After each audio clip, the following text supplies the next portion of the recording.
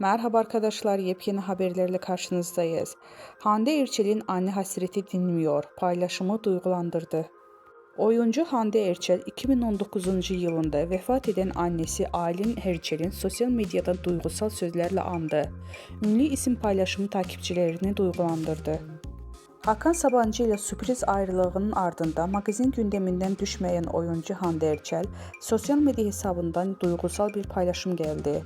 2019 yılında annesi Aylin Erçel'i kaybeden Erçel, paylaşımıyla görenleri duygulandırdı.